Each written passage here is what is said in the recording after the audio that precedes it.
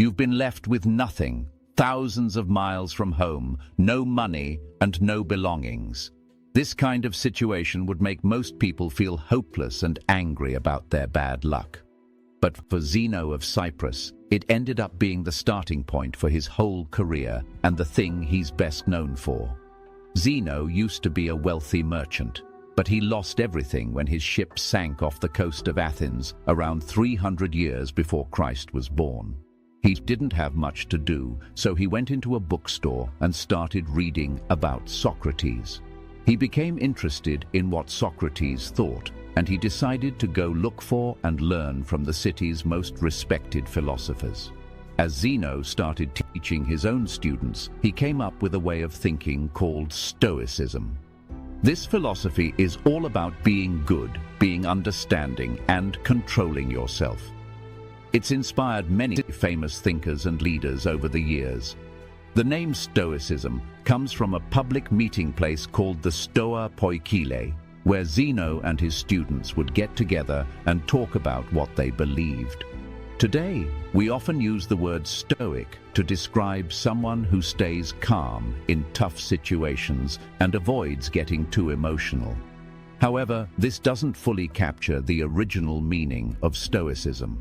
The Stoics believed that everything around us is connected in a way that makes sense, and they called this idea logos. They also thought that even though we can't always control what happens to us, we can control how we react to it.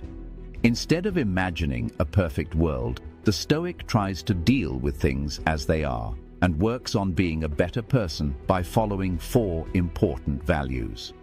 The first of these values is practical wisdom. This means being able to make logical choices and stay calm in difficult situations. The second value is temperance, which is all about being reasonable and not getting too carried away with things. Justice, making sure everyone gets treated fairly even when they've done something wrong.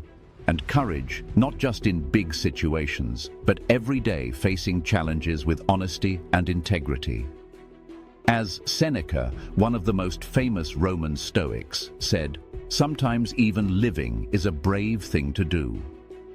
But while Stoicism is about helping people improve themselves, it's not just about looking out for yourself. At a time when Roman law treated slaves as property, Seneca said they should be treated with respect and kindness. He said that we're all the same in the end, and that's something we all share. Stoicism doesn't encourage people to be passive, though. The idea is that only people who have worked hard to be good and in control of themselves can make a positive change in others.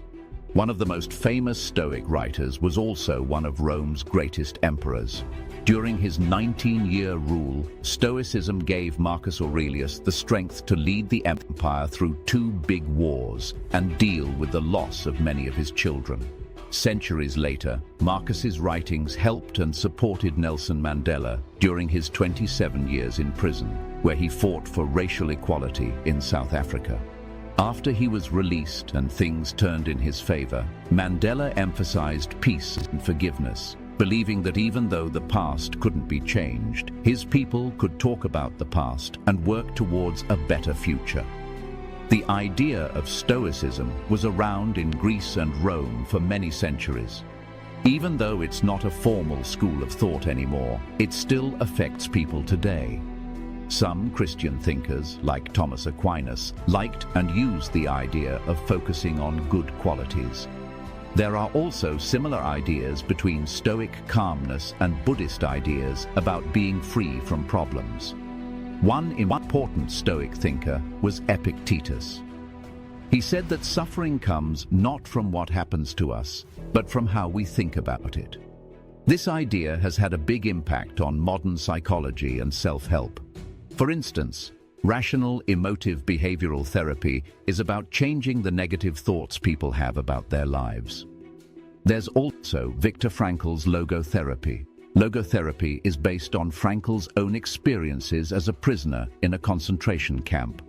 It says that we can use our willpower to find meaning in our lives, even when things seem very bad.